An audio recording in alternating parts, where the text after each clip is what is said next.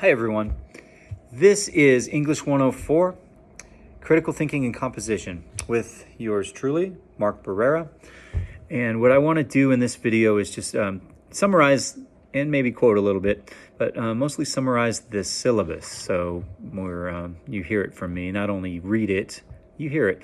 So please pull up the syllabus on your computer, print it out, or at least keep it pulled up so we can review this with you looking at the syllabus, because I don't have it on the screen here, so you got to pull it up. Okay, so pause this video and do that. Okay, I'm assuming you paused, got your syllabus ready, and you're ready to go through the syllabus with me. The text requirements, well, we don't have a textbook in this class because I'm just going to supply the readings online on Canvas. Statement of access. Well, if you have any accommodations through the access department, they'll make sure you get the paperwork, make it a formality so that your teachers are required to accommodate. Otherwise, they probably won't. Then make sure you send me a picture of the important accommodations. Make sure your name's on all the that paperwork or whatnot, so I can see that it is for you, and I'll make the accommodations, of course, no problem. I want to make sure that you succeed. Okay, the next thing is the course description. I'm just going to read that word for word. This course is designed to develop the students' critical thinking, reading, and writing skills beyond the level achieved in English 101 or Honors English 101. It'll focus primarily on the analysis and evaluation of expository and argumentative discourse, and on writing analytical and argumentative essays. The course objectives. Gosh, there are so many. The first one says, critically evaluate expository and argumentative college-level material from a variety of sources. The next one, identify and analyze the structure of arguments she or he reads. Evaluate arguments for soundness and validity. The next one, identify common fallacies in logic. Recognize deliberate abuses and manipulations of rhetoric. And analyze/discuss pertinent aspects of a popular advertisement. The next one, recognize underlying premises of arguments and assumptions a writer makes about audience. The next one, discuss between factual and judgmental statements and between knowledge and opinion, and write a short paper analyzing an article for facts and opinion. The next one, distinguish between and use both connotative and denotative language. The next one, distinguish between and use both inductive and deductive reasoning. And I think this is the last one. Yes. Evaluate sources for use in the development of your own essays.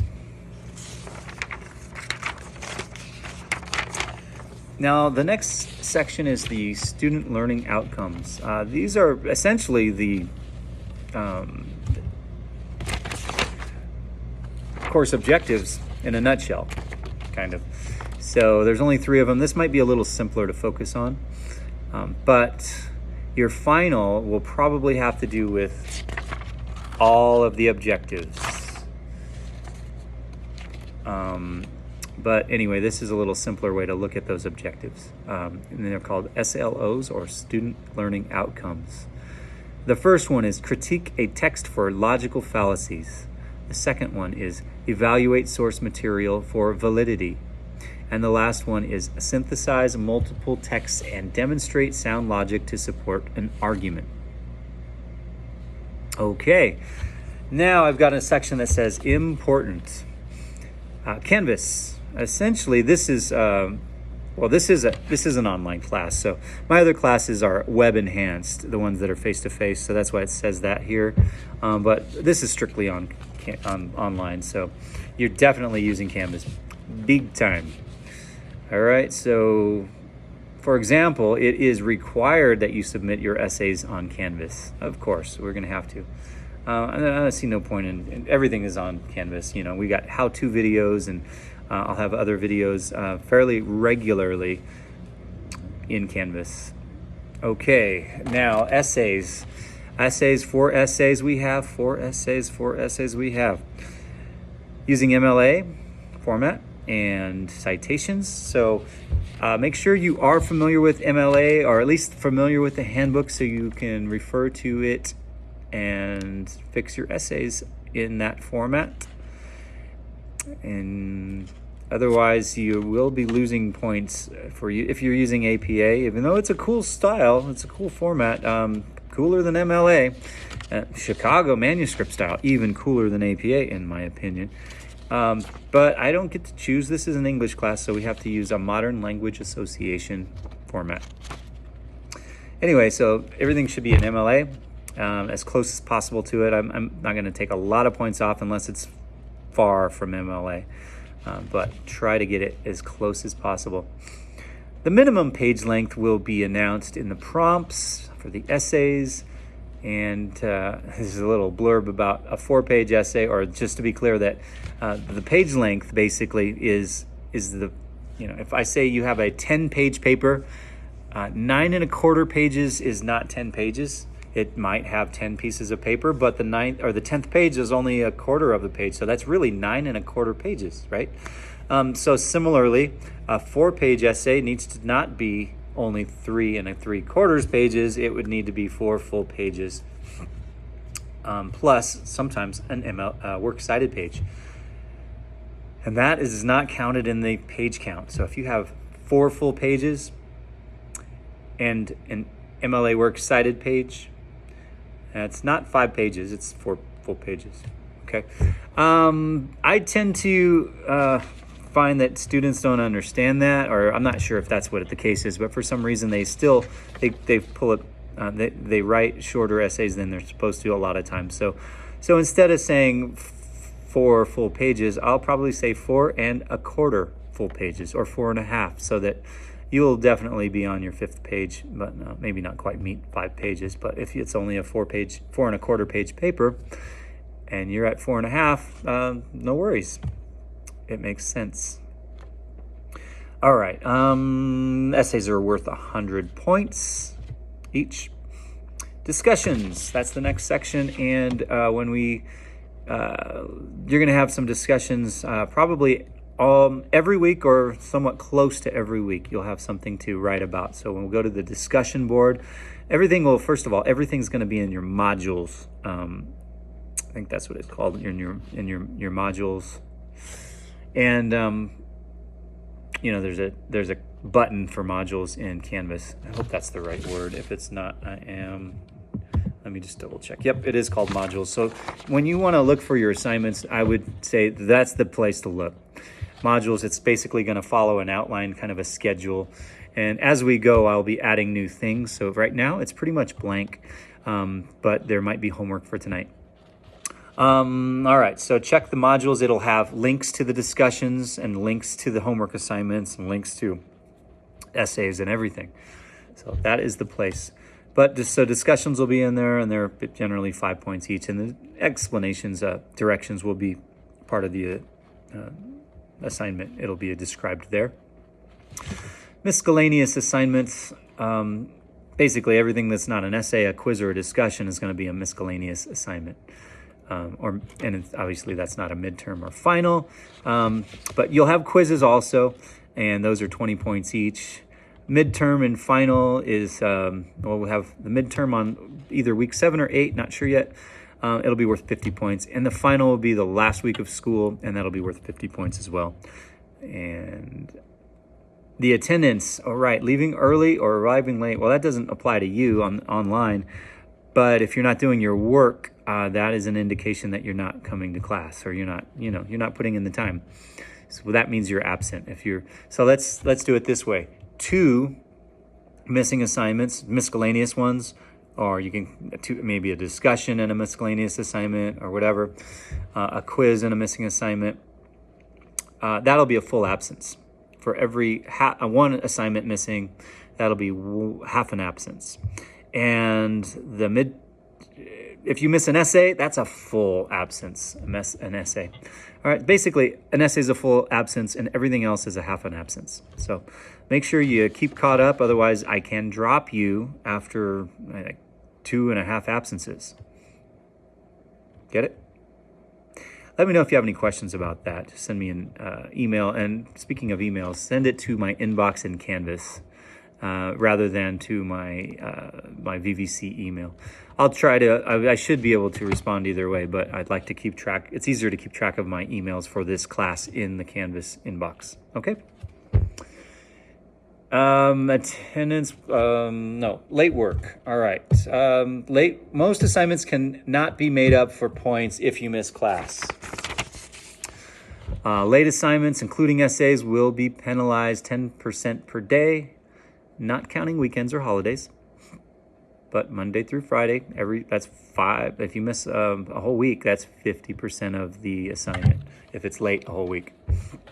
All right, the rubric is, well, just read through the rubric. It's pretty intensive, and don't think we need to really go through that right now, but definitely read the rubric before. Every time you have to do an essay, you want to go through the rubric. Plagiarism and cheating. Well, plagiarism is not tolerated. If it's really serious, you'll get a 0 for the assignment. If it's semi-serious, you'll get an F for the assignment at maybe 50% or somewhere above a 0. If it's semi-serious, if it does, if it looks like maybe out of total laziness, you would get a really low grade. If it's just a little minor MLA mistake or something, and technically plagiarism, you probably just lose a little bit of points. But cheating, you can't cheat. You get 0s for cheating, plagiarizing seriously, and you do not get to make up those assignments. You don't get to redo them for any kind of a regrade. You cheat, you suffer the consequences. You might not fail with only one plagiarized essay. I'm definitely not encouraging it, but your grade will go way down. But after 2 plagiarized essays, you're most likely to fail. So don't do it. Let's see what else we have on the syllabus. Behavioral expectations. I have not even really read those myself. But this is new to the campus. And basically, you got to respect your classmates and your teacher. So if you guys are, let's say, in the discussion board and being rude to people, follow this. Let's see what happens. I'm pretty sure you're going to be end up having consequences. But so speaking of the discussion board, let's go back to that for a moment.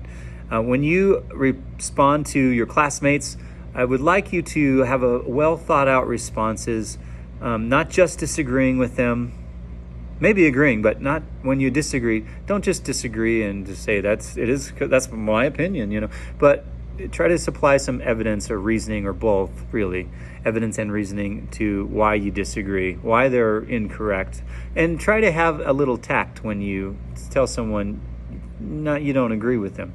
So, hey, that's a good idea, but have you thought of this that seems to maybe contradict what you're saying, or what, something like that. So supply some evidence, some explanation, and logic, critical thinking.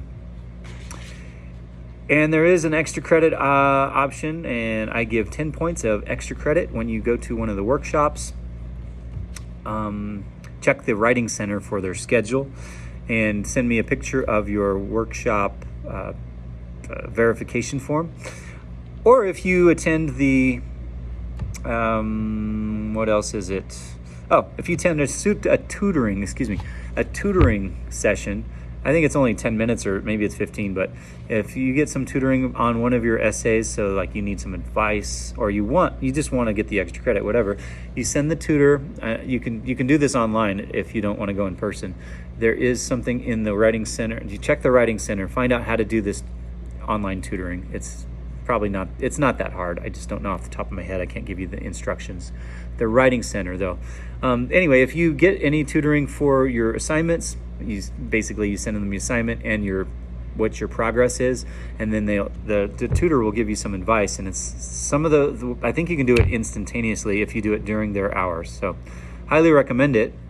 And you'll get 10 extra credit points if you show me the tutoring verification form, picture of it, into my inbox in Canvas. Should be fine. Well, there's your syllabus. That's your video. Look for the other videos this week, but that's it for this one. See you soon.